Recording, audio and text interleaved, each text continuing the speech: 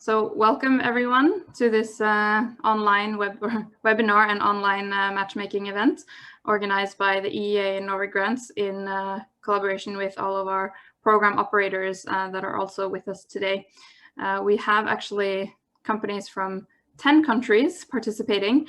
We have over 300 companies participants for this webinar. So it's really great to see that we see this interest and to see that we can have this kind of scalability that we would otherwise maybe not have if we would be traveling. So that's kind of a nice thing to think about, even though we are all kind of have this webinar and Teams fatigue, that we can all gather online and have these kind of webinars. So we hope that this webinar will be interesting for you. We have set aside until 12:15. Please, if you have any questions, ask them in the chat. We can't promise you that we can answer all of them during the webinar, as there are quite a few presentations that we have to go through and quite a few things that we have planned for 1 hour and 15 minutes. But we will, if there are any questions that we don't answer, we will come back to you and answer them and send out the answers via email. So this is the agenda, which you perhaps have had the time to have a look at while I've been giving the introduction. We are actually going to go straight through a project example from Bulgaria. We have Ileana Georgieva from KASKADA, and we also have the project partner Anders Døland from International Development Norway. They're going to be telling us a little bit about the project. It's a completed project within green industry innovation, and they have successfully created sustainable irrigation pipes from recycled polymers. So without further adu, we will proceed to hearing from them. So Ileana, can you please tell us a little bit about the project and a little bit of the background story before I ask you some questions? Okay. Hi, everybody. Thank you for the opportunity to present our project results, as well as to present our experience in developing and implementing this project. And can you tell us a little bit about the irrigation pipe? So what did you manage to create during this time? The main objective of our project was to create a new products for new market for KASKADA. This is irrigation pipes made by new innovative material that was developed in-house in KASKADA. This material is completely made by recycled polymers. So it's the first time that somebody make irrigation pipes, but almost 80% of the material is from recycled pipelines.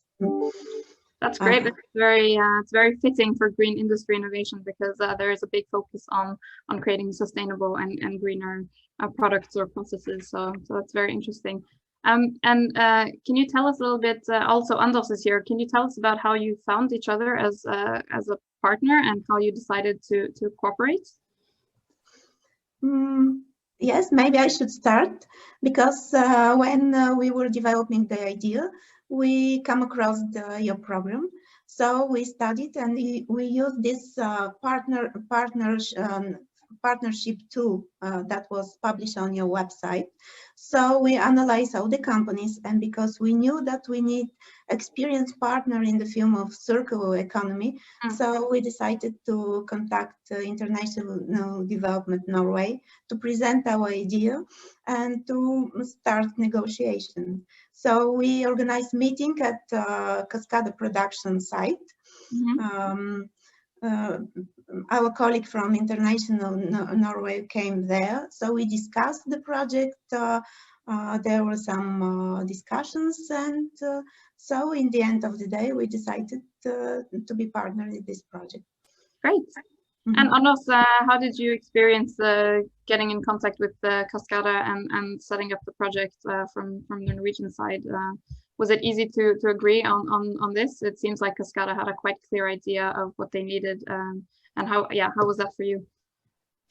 Yeah, I mean, in general, we have been operating in Bulgaria the last 10 years, and always before we went going into partnership, we are visiting the companies. And I mean, I would say that about 10% of the companies we are visiting, we make a partnership with, and I would say KASKADA gave a very good impression from day one. They are managed by two sisters, and the father is sitting in the board. And yeah, they are running they are very professional and proactive. And I also got an impression that they have a very good attitude to green production. New way of doing business. So that was a very promising start, and I would say the cooperation has gone very well. I mean, this was before the COVID-19 came, so the last part of the project has to be run by digital meetings, and so we have also experienced something about that. Yeah, and can you also both of you tell a little bit about how was it with this digital cooperation? Because I think a lot of these companies participating today are eager to find partners, but so maybe it's a little bit tricky to think, okay, but how will I make this a successful collaboration if I'm not able to do the site visits and to visit physically? Do you have any input on digital collaboration and how that can also still help create a successful project? No, I would say in general that during the last 10 months, we have seen a great improvements in how companies are in a way more positive and are able to cooperate through digital meetings. So I think for the future that will be somehow a positive outcome of the COVID-19, that we will be more efficient and reduce the number of flights. So the combination of meeting people, of course, physically, but I mean, doing a lot of things more efficient by digital things, because we have different windows ops and sitting, working on the same document and discussing things on the screen is very often more efficient than sitting around a big table. So yeah. I can also say that we see a difference between small companies and bigger companies. It's in some small companies, it's almost necessary always to have a physical visit, because a lot of assessment things you're doing has to be done by going around talking with the managers. But in, let's say, a little bit bigger companies, it's much easier. Yeah, it's much easier to do it digital. Yeah. Liana, so as well, how did you experience the digital cooperation? Actually, we started project before COVID-19, and we continued to implement, and only in the end was the digital cooperation. So we already established a good communication and relationships. But I think in some way it could be more effective, but I still miss the real conversation, the real visits at the site. Yeah, I can imagine that. And so what opportunities, now this is maybe more a question to KASKADA, what opportunities has the Norway grants scheme provided to the project? Now, of course, not only funding, but perhaps a stepping stone into new markets, new competence network. I mean, do you have anything that you can say that this was because this really helped us because of the Norway grants scheme that wouldn't have been able or wouldn't have been possible otherwise? Yes, definitely. Usually, KASKADA was participating only in Bulgarian programs that have many restrictions. But here in Innovation Norway, there is not restrictions. If you have good idea, it could be done by this program. So I think that except from the grant, of course, that came in a very difficult moment for KASKADA because the COVID crisis. This is the new markets, because we managed to make some networks and new markets in Norway. And of course, networking, and I think that most important is the new approach about the circular economy, because all the measures that were done before in KASKADA were partial, as for example, improving the production capacity or just energy efficient measures. But now they have more systematic approach. That's really great. So it sounds like it really helped the greener aspect of KASKADA and really increasing the focus on creating a sustainable product that maybe wasn't as focused on earlier. Yes, yes. Here our partner Innovation Development Norway help a lot with its expertise in this field. Great. And then one last question here. It again is to both of you. We can start with you, Eliana. Which kind of pitfalls or traps would you like potential applicants to be aware of or reflect on before they find a partner or even consider applying for a grant? Do you think that there is something that, I mean, it's hard to generalize. Each company is different and each focus area is a little bit different, and the kind of ideas we have for project. But do you have any general tips for companies that are considering seriously to go into a project with the EEA and Norway grants? Yes, maybe I have some advices. First is deeply to analyze the program objectives. And when they start to develop a project, to see the project and the result from 3 different sides of view. First, the business one, that and not to forget that this is the business program, and the result should be some improving the competitiveness, profitability of the company. Second one is the green effect, to see how to improve the environment, to be more environmentally sustainable company. And last but not less important, this is the social side of the program. This is maybe they should think about creating new jobs, or how this project will affect the local community. And this is systematic approach, of course. This is my first advice, not to look only for a green effect, or not to, for example, for saving energy or something like this. So my second advice will be about the partnership. It's not, they should carefully look for partners to establish good communication and to establish the rules in the beginning, in the partnership agreement.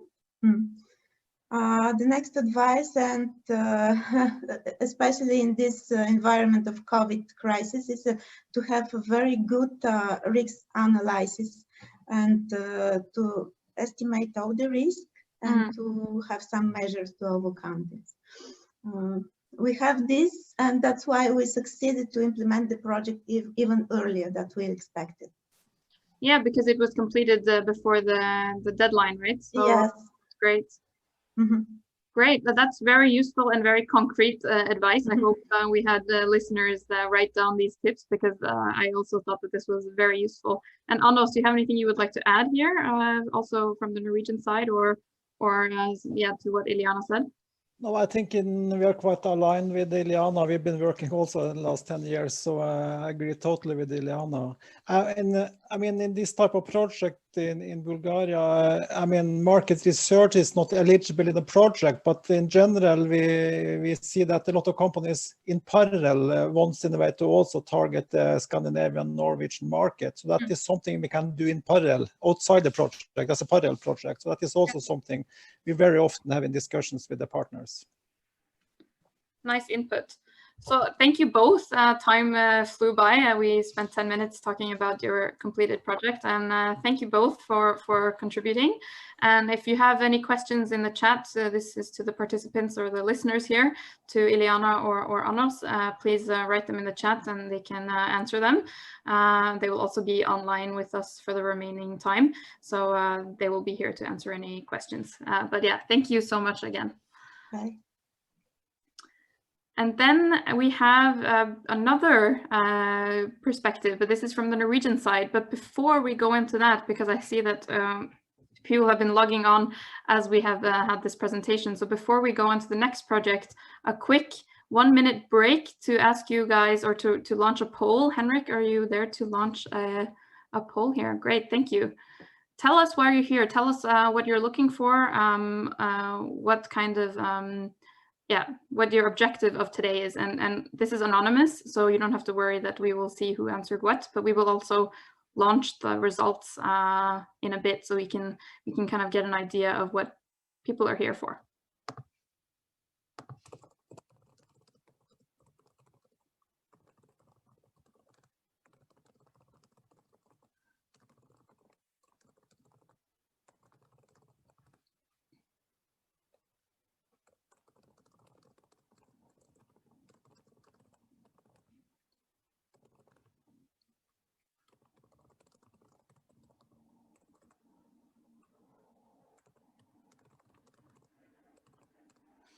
Just give it a few more seconds and then we can end the poll and just launch the results. It's just interesting to see the results and to see what people are here for.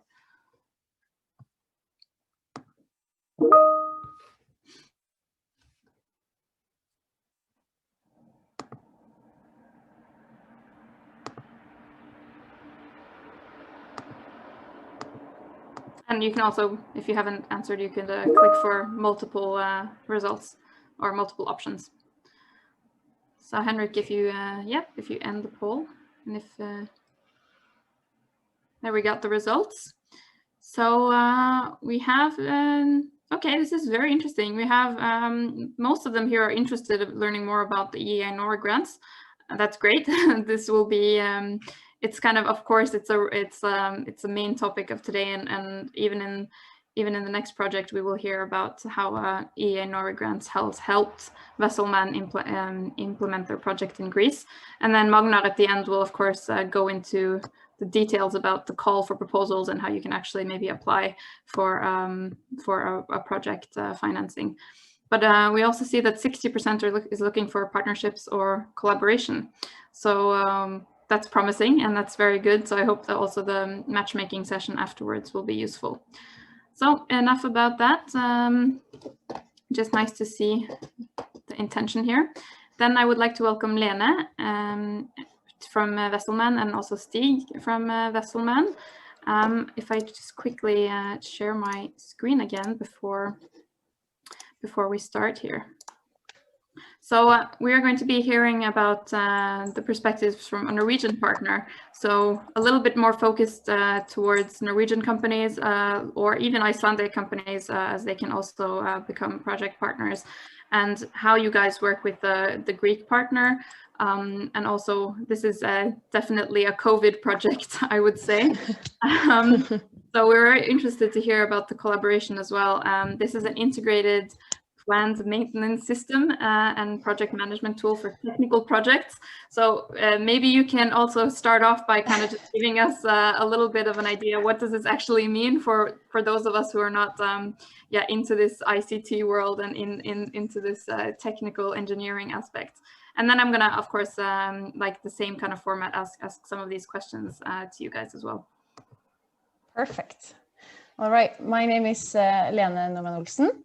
And I have together with me my co-founder Stig Linna. So we come from a company called VesselMan, which is then a project management tool for technical management processes.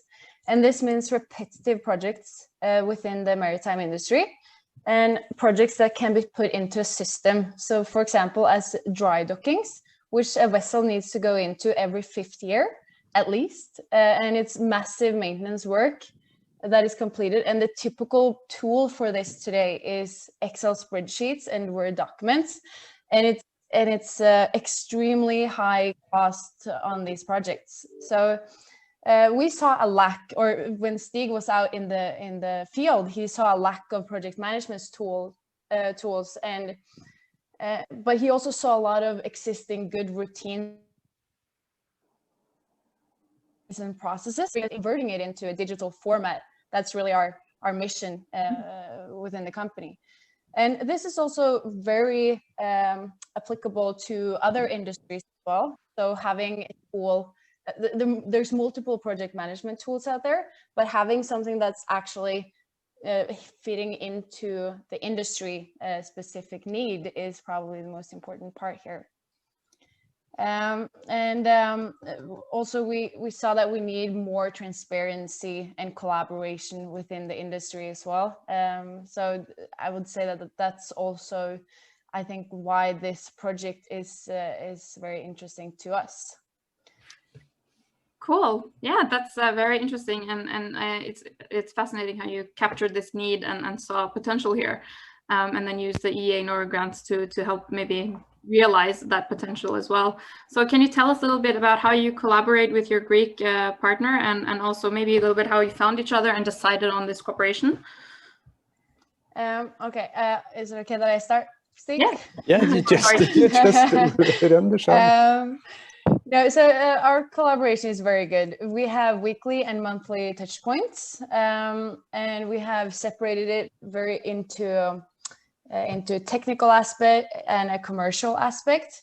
The way we found each other was through the Greek or the Norwegian embassy in Greece, which also recommended us to apply for this. So I would say that collaboration and the network that you're building into this context is also extremely important.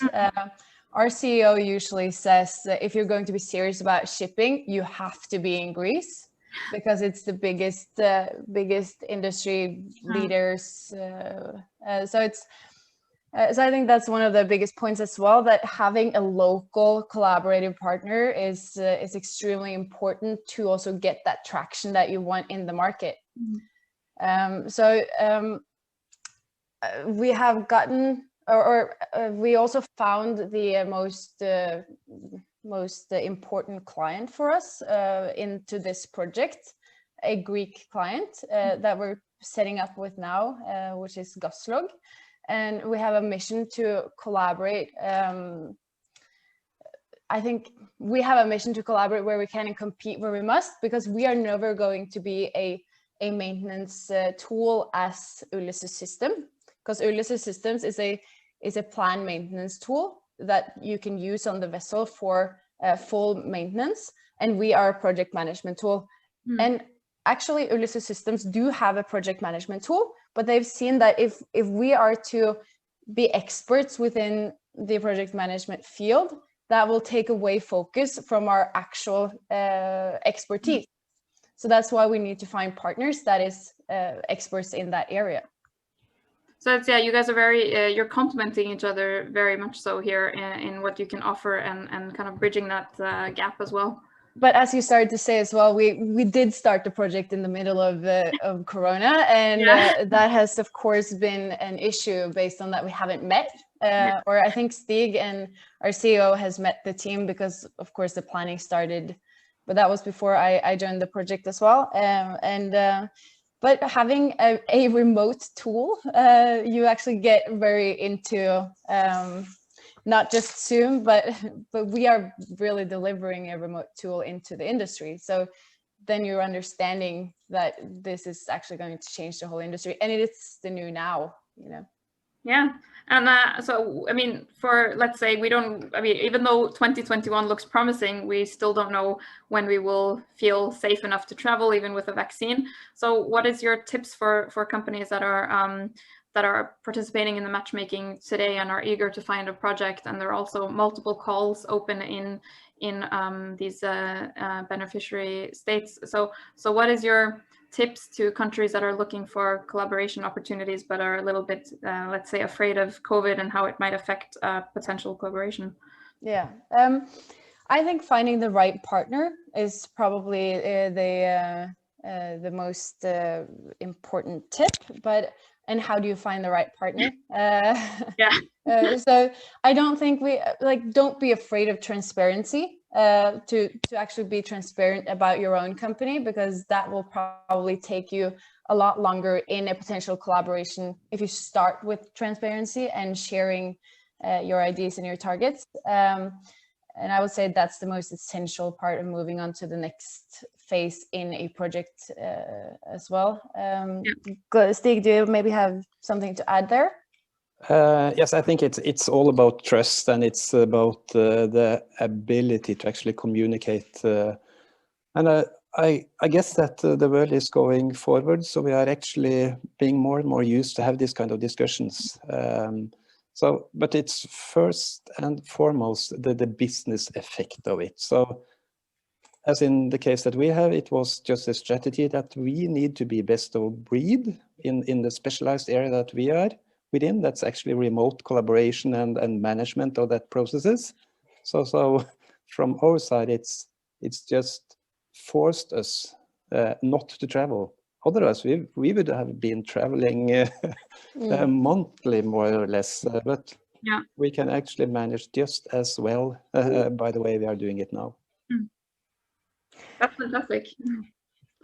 Yeah, and I think it's also I have a typical quote that I think it's very important to bring into context like this, because you have, as I said earlier, you're going that direction that you're supposed to go, and then you have multiple ideas of I want to expand into this area and this area and this area, and having a partner that actually already is within a field will bring you a lot closer to that. So I usually say that you don't get the best burger at the Thai restaurant, because it's a good parallel, because it's stay experts where you are experts and collaborate where you can.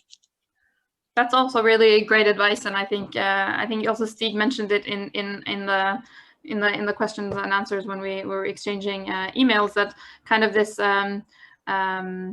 what did you say? I think you said best of breed strategy and integration, and that really capitalizing on where you are good, but then also bridging the gap in order to get the best of both worlds. So yeah, but I also think it's important to know that it's two partners that should have success in it. So they will of course benefit from actually could be able to provide the specialists project management tool on top of their platform, while we will actually have the same opportunity to help their customers to succeed. So yeah. So it's a win-win for both, I would say. Great.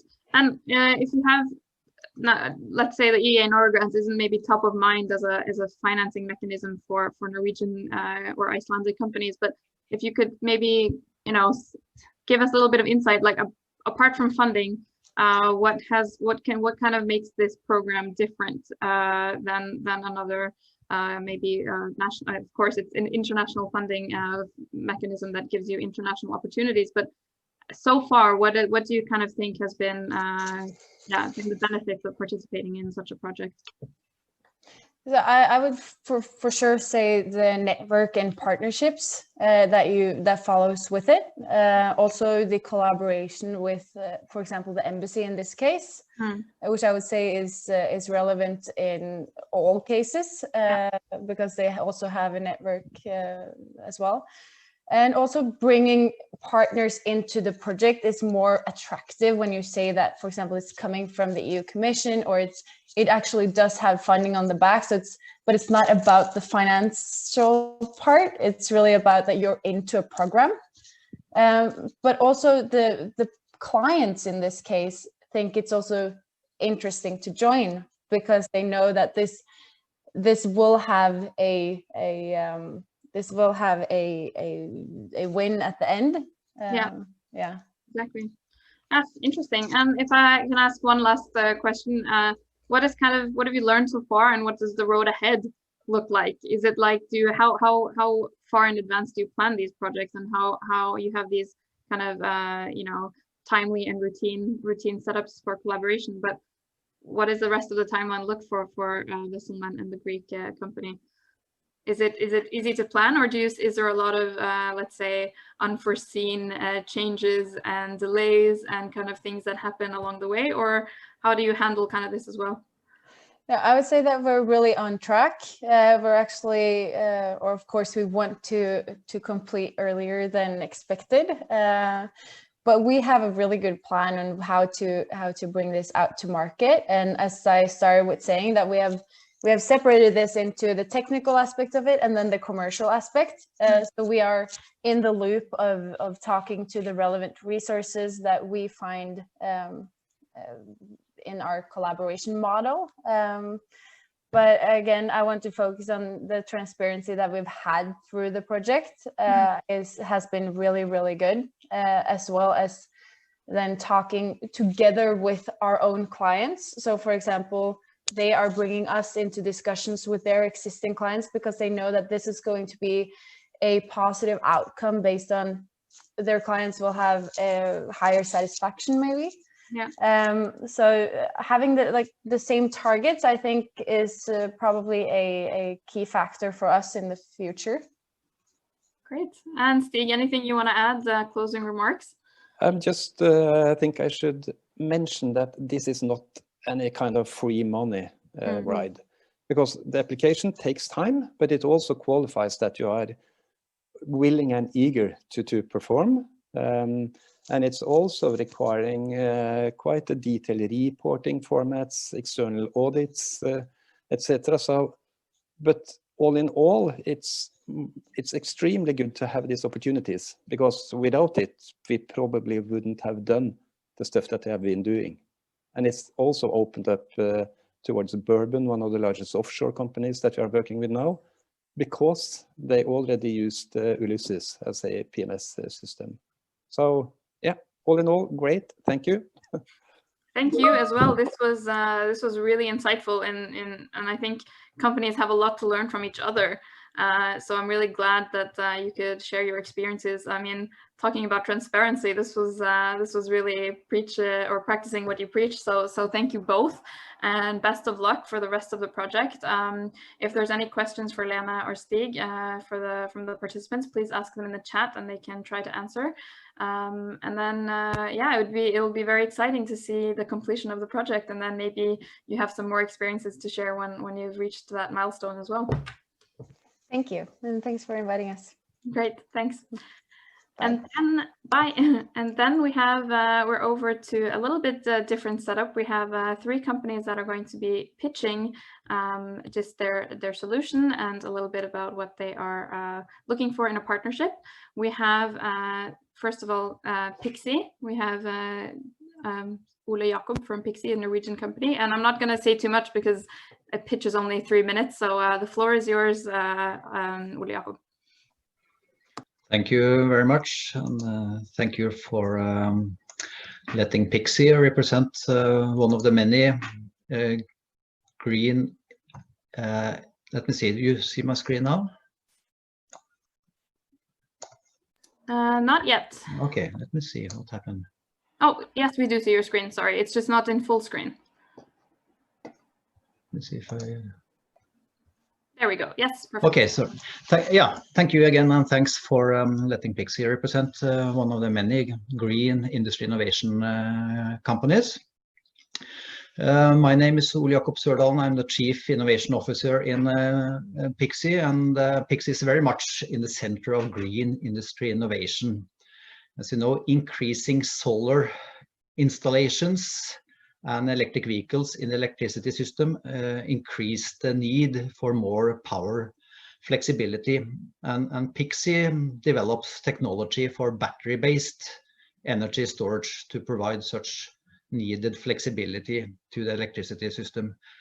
More specifically, we developed the power electronics and the controller to connect third-party batteries to the grid so that they can do smart things to cover this need for flexibility.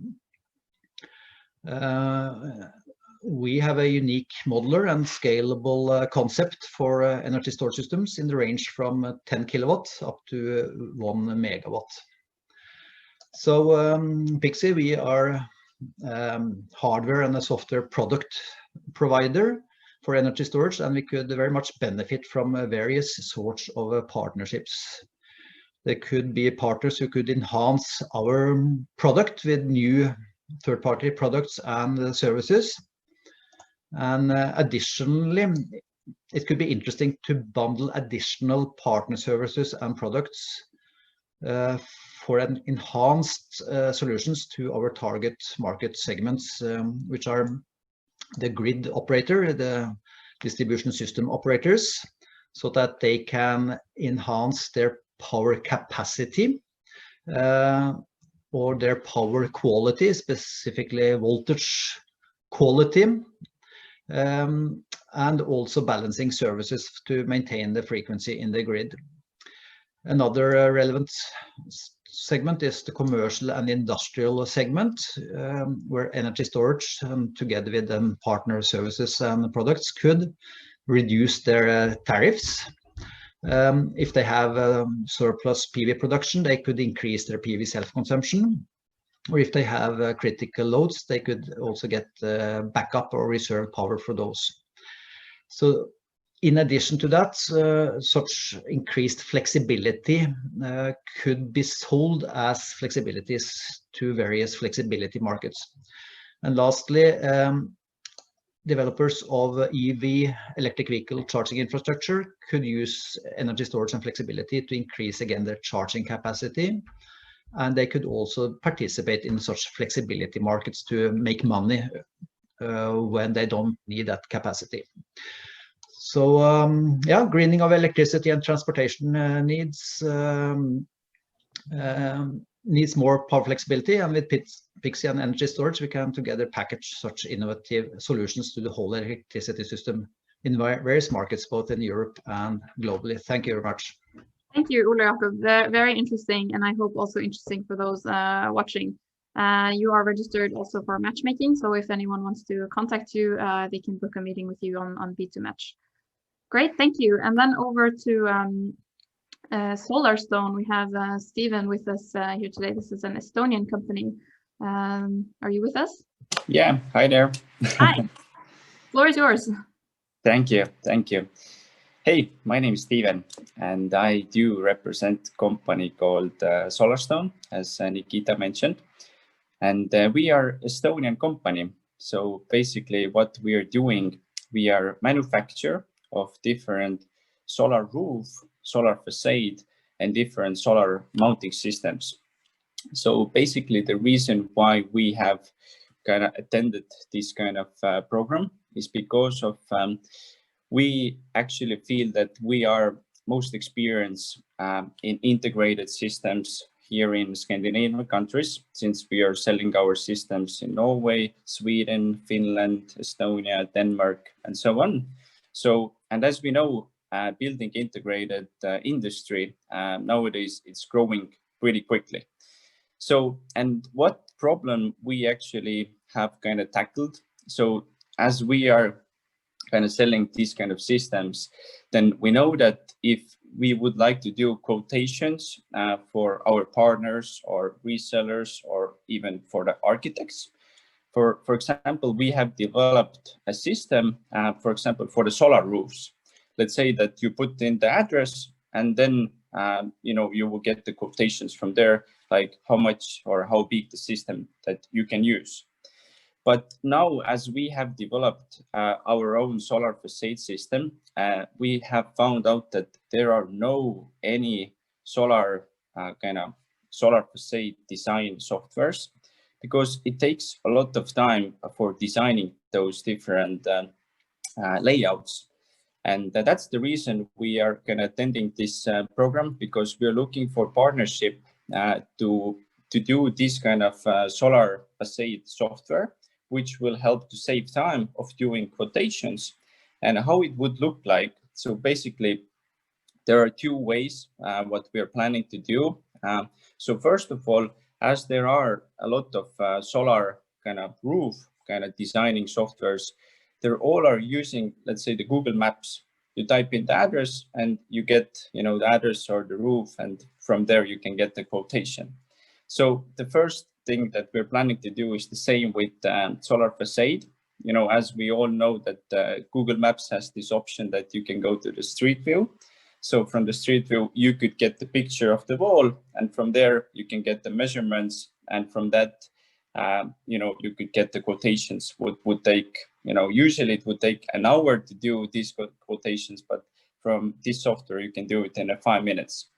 And other perspective, what we're planning to do, there are many softwares, but in other industries, like in forestry, like when you do the picture of the wall, then you will get the measurements, and then you can actually get the quotation as well. So basically, we're looking for partnership in industry which has untapped potential across the globe. And if you would like to join with us with this journey and to help us to build an innovative solar software for solar facades, then you can actually send me a message and we can have a chat. And if you know somebody else who is working in this kind of field, then we're always open to find the new partners in that. So thank you so much, and let's help to reduce European Union CO2 with these kind of solutions. Thank you so much, Steven. Very interesting. And then we have Andres from BIOLAR, and I see you're also with your colleagues. Please, the floor is yours. Hello everyone, ladies and gentlemen, and dear audience. Let me introduce you to my colleagues, Chief Scientist Andrei and CEO of the company and Chairman of the Board, Pavel. So we are representing company chemical plant BIOLAR. It's one of the largest chemical plants in Baltic area. And the story, what we would like to tell you is about the production of our paints and varnishes. And due to the ecological situation around the world and our production plants and also plants to the Scandinavian market, we are choosing to start the production of bio-based paints and varnishes. So very shortly, right now we are producing the, let's say, huge amount of paints, which is in hundreds of tons.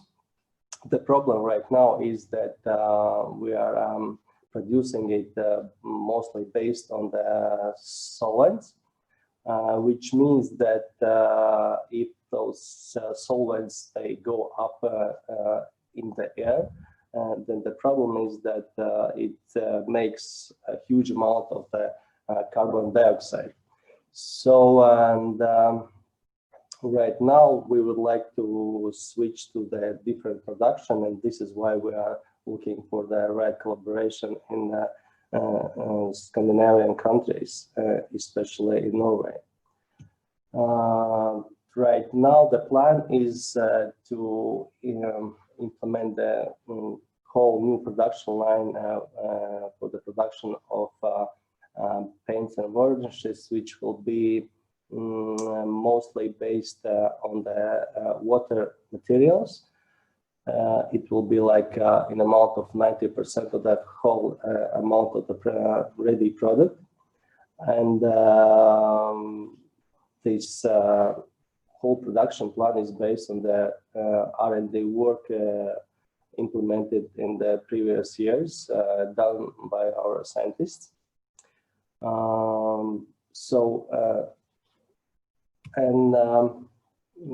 Let's say we are planning to put all this development work in 2 stages. The first stage is based on this finalization of the development work for the production of these new products. And the second stage will be the implementation of this innovative production process. So the first stage will continue our work on this development of water and oil-based additives for the paints and varnishes. And also it will be the development of paints and varnishes based on these bio-based additives and the development of the whole production technology line. And after all that, we will continue work on this production process. And well, we hope that within a year or 2, we will finalize installation of this new production line, and we will start the production of these bio-based products. Great, Andres, I'm sorry, but we have to move on. If you can just wrap up now, please. Yes, and why we are right now here, so that we are looking for these Norwegian partners in these both areas. The first is that in the field of research and development, we are looking for the optimal technologies for the production of bio-based paints and varnishes and the certification for the Scandinavian countries. And second phase, what we are looking also for is the cooperation with the existing manufacturers in Norway to develop optimal innovative product according to the market demand. So I think that it sounds interesting to some of the participants, and I really hope that we will find a great collaboration. Thank you very much. Thank you so much. Very interesting to hear these pitches, and I understand the companies are eager, but we have to move on to the next presentation. And If there are anyone here that is interested in meeting these companies, then you can, of course, book your meeting on B2Match. Magna, are you with us? Yes, thanks, Nikita. Great. I'm with you. Super. I'll share my screen. Magna will take us through the upcoming and open call for proposals, and will tell us about green industry projects and financing opportunities. So Magna, please. Yes, can you see my screen? Yes, if you just put it into in the presentation mode. I'll put it into presentation mode. You can see it now, or? From my end, I still see all of your slides. You see Yeah, all of my slides. Okay, I'll do this. That's perfect. Yep. That's perfect. Yes. Okay, good morning to all of you. I'm Magnar Ødlien, the Program Director of EEA and Norway grants in Innovation Norway. And my task today is to give you some brief information about relevant calls for proposals, and also some information about the basics as regards to the business programs implemented under EEA and Norway grants. You have heard now some inspiring interventions from companies, and I'm now then the one standing between you and the most interesting part of this event. That is, of course, the matchmaking. So I'll make it brief. But just first, the objectives of the EEA and Norway grants. That's, of course, to contribute to the reducing of the economic and social disparities within the European economic area. That is important. That would be in the context of the business programs to help businesses in the beneficiary states to develop. But another very, very important objective is to strengthen the relations between Norway, Iceland, and Liechtenstein as donors and the beneficiary countries. And that is, of course, the background for also organizing webinars and matchmakings like the one today. In the program period we are in now, which actually formally speaking is 2014-2021, but the projects will be implemented as from 2017-18 to 2024. The total allocation is 2.8 billion euros to programs in 15 countries. And then you see the total map of the beneficiary states under EEA Norway grants. But to the right, you can see then the programs or the countries implementing business programs. That in total, that is 10 countries. Innovation Norway is involved in all of them, 4 of them as the fund operator, and in the 6 others as the program partner. So we have kind of the total overview of what's going on, because we are involved in all programs. Of course, as we all know, we are in strange times. So we try to implement the programs as much as planned, even with the corona situation. So the objectives of the programs, they remain unchanged. It's still increased value creation and sustainable growth in the beneficiary states. Physical events are of natural reasons currently suspended.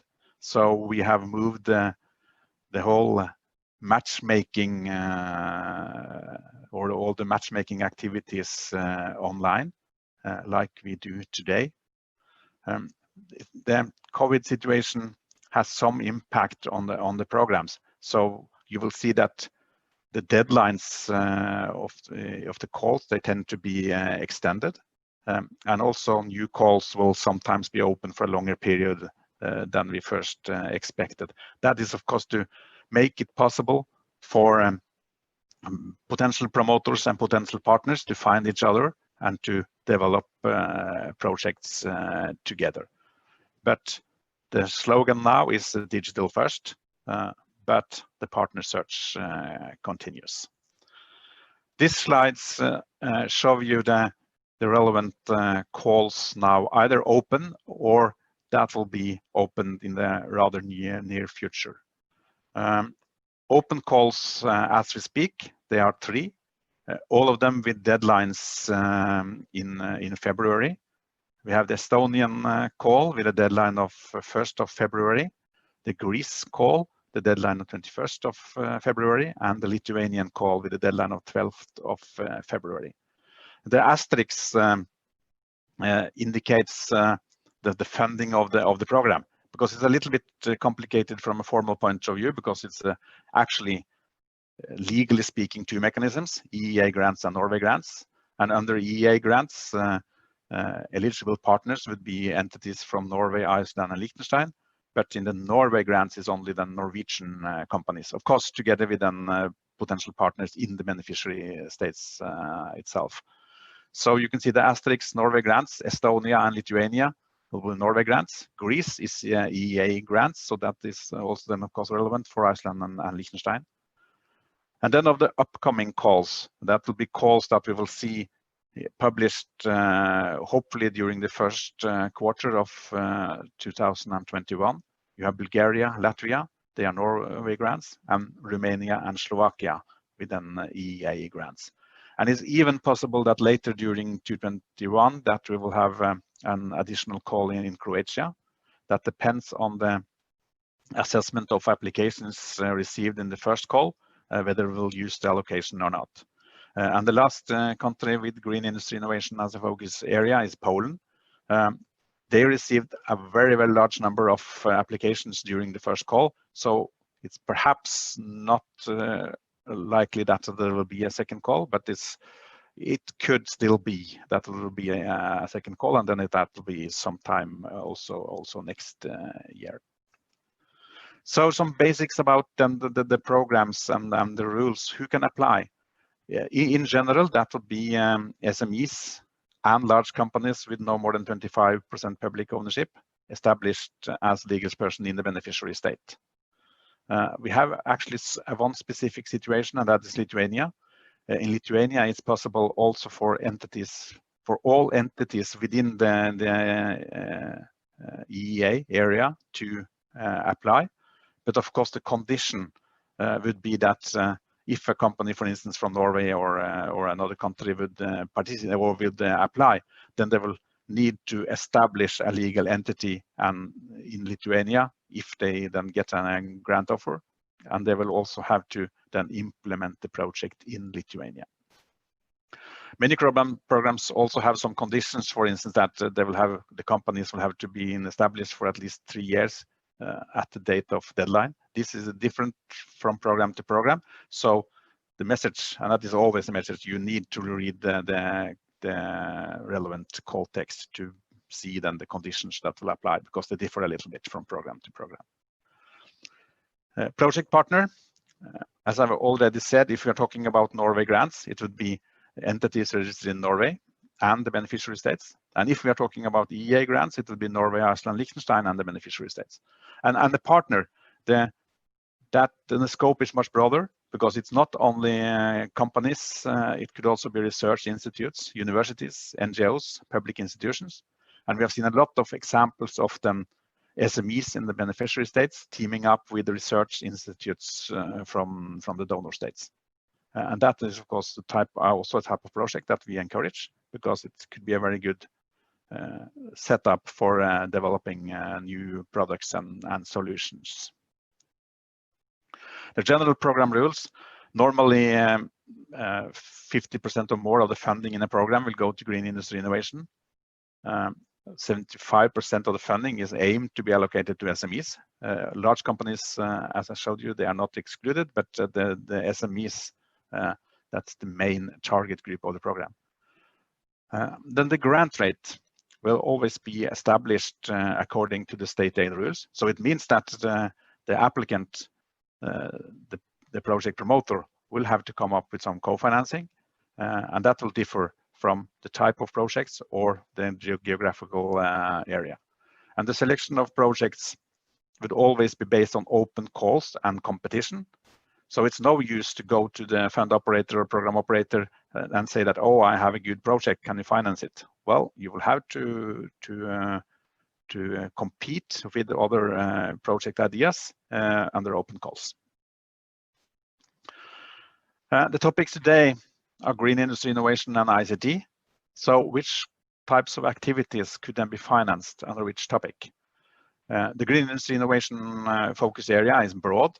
It's both to develop innovative products, processes, and to finance also investment projects, investment in greener production processes, for instance. But again, the eligible activities will differ a little bit from program to program, so you have to read the context. But in general, it could finance both development projects and investment projects. In the ICT area, it's then basically development projects. That could be development of new ICT solutions, but it could also be within the more traditional green industry innovation area to finance green industry innovation projects with strong ICT components. So ICT is important both as a separate area, but also within the more traditional green industry innovation area, even in investment projects. I will not go too much into this, but you need to be sure that your project idea fits within the result framework of the program. And this is always indicated in the call text. The top level of the pyramid is increased value creation and sustainable growth.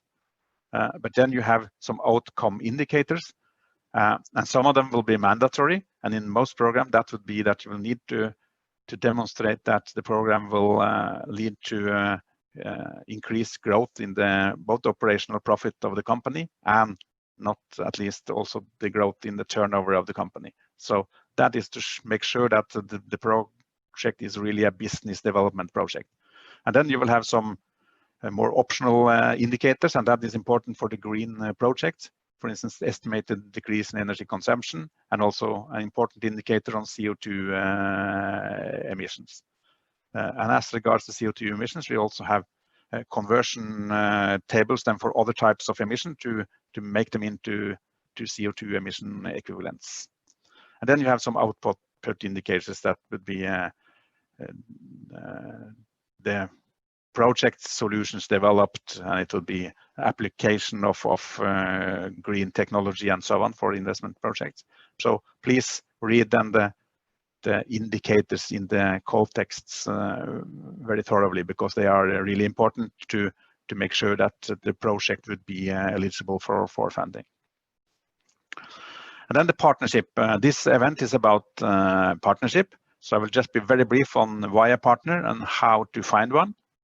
We have already heard at the beginning of this event then the benefit of companies working together. We got this good example from both Bulgaria and from Greece. So that is really good. The starting point is that 1 + 1 could be more than 2 in some cases, and that's what we like to see. Although the applicant will always be from the beneficiary states. It could have one or more partners from the donor state or from the beneficiary states, and they can work together. And it's important that it's not only about the projects. It's also about them using the projects as starting points for further and broader future cooperation. And I think we got good examples of that to see more lasting ways of cooperation. That's what we really would like to see in the project. And the partners and the promoters should actively work together, both in the preparation and the implementation of the project, to be sure that they will get some shared results and benefits out of the project. But the contribution from a partner could be experience and best practice. It could be specific sector expertise. It could be knowledge on adjustments of technology, and it could be research and development partners. As I mentioned, we have seen a lot of projects between project promoters in the beneficiary states and research and development partners from the donor states. So how to find a partner? Well, we heard already a couple of examples. The first project we heard about today from Bulgaria, they found each other on the partner search database of Innovation Norway. You can see the web address to this research database here. The second project, the part in Greece, they used actually the embassy, and that's also possible. But if you then, as regards the Innovation Norway partner search database, it is possible to look into the database and find a partner, but it's also possible to register a profile if you would like to either be a project promoter, and you will have then to prepare a profile telling potential partners what you are looking for, or it could be a potential partner in the donor states that would like to offer their competence or technology to a project, and then they will also have to prepare a profile to put into this database. Another alternative way to find a partner is the Innovation Norway official marketplace for green technology in Norway, the Explorer.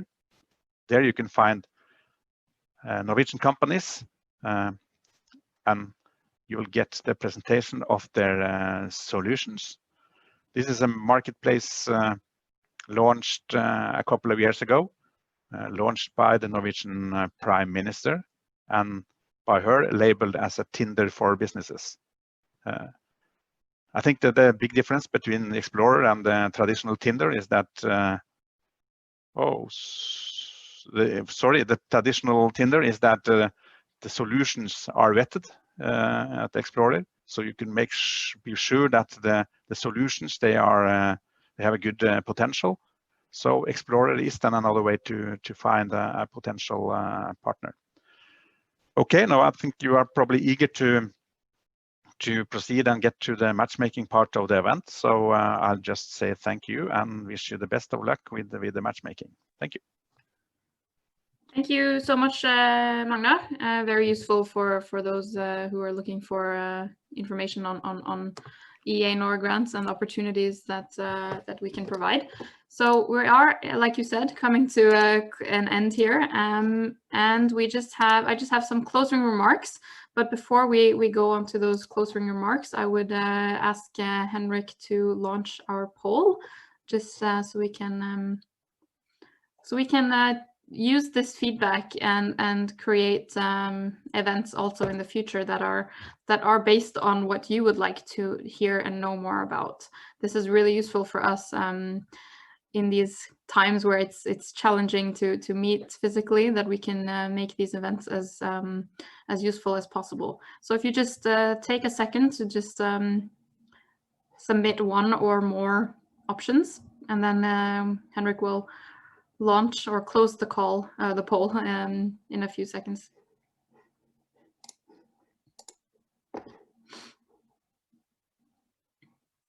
In the meantime, I will share my screen as I have last slide.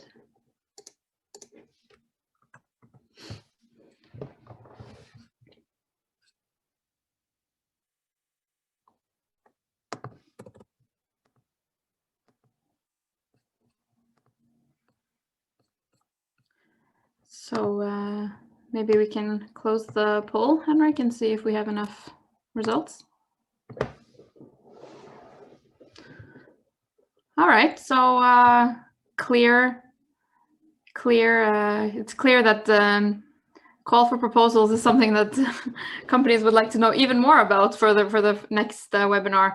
I would just like to remind everyone that the reason why we have general focus on this today was because we have 10 different countries and program operators present here today.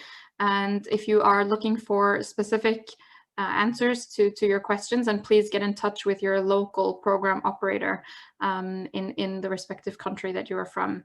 That should guide you to the right person. And then we have a quite even distribution of that they would like to hear more about project partnerships, about the different programs and eligibility. So great, thanks for your feedback.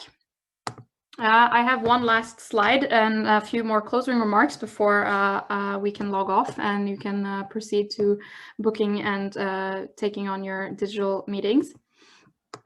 So just as even though we've been doing this for 10 months, sometimes the simplest advices and the simplest tips can be forgotten. So of course, when you do have your meeting, either it is on B2Match or on a different location, virtual location of your choice, we do recommend to keep your audio and camera on. It's nicer talking to a person than on a screen. And of course, like what we heard from VesselMan as well, you know, their greatest tips was to find the right partner. And this can seem hard at first, but try to create interest. Try to you know, be transparent about your solution and how your company will be a valuable resource in a project. That will probably help you understand if this company you're speaking to is the right one, or if you need to continue searching. And then try to also define the challenges that you want to solve. Is this something that is that you guys have in common? Or maybe you find out that the challenges that you want to solve are completely different and that maybe this is not a good match for this potential project. So be concrete about the challenge, as specific as possible, and of course go back and forth and see if there's other problems that you can't solve or would like to solve. And of course, we had these pitching sessions from 3 companies today, and that was also to give an example of how it can be like to pitch during a digital meeting. So introduce yourself and your product and your solution, explain how it solves the challenge that you want to solve, and how it can create value in a project. And of course, it's maybe not certain that the person across the table, the digital table, has the same, let's say, foundation as you. So try to explain it in a very simple and simple manner that can make it understandable for anyone. And then, of course, if there are very technical aspects, then of course try to simplify this if possible as well. And ask questions. The best way as well to find a relevant partner is to jump back and forth and be curious about each other, be transparent, find out if you know, don't ask one too many questions, then regretting that you didn't ask enough. And of course, follow up with your meetings. We don't know when digital, well, rather we don't know when physical meetings and visits will be possible. But until then, we have to make the best out of the situation. So make a plan for staying in touch. We also heard some great insights from KASKADA and International Development Norway about how kind of you know, Corona changed their dynamics a little bit. So make a plan and kind of foresee how the rest of the project or the collaboration can look like in the next months, as we have to kind of take this uncertainty with us and plan around it. And with that said, I would like to thank everyone for being with us today. Even though we can't see you, we see that there are still 182 logged on and listening. So we appreciate that you took your time, and we appreciate everyone that also spoke and presented during the webinar today. So thank you, all of you. And again, we have some questions in the Q&A. We will try to answer them written and then send out the questions afterwards and the answers afterwards.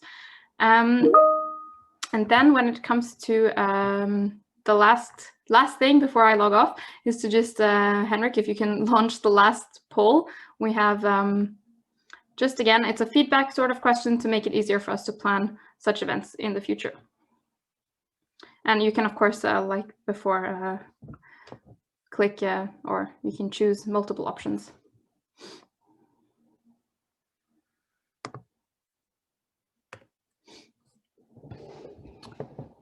And once you have answered, you are free to log off and proceed with your day. And we wish everyone, yeah, I guess it's allowed to say Merry Christmas now with less than 10 days until Christmas. And if you have any questions, again, please follow up with your local program operator, or you can also reach out to Innovation Norway if you have any questions. Thank you.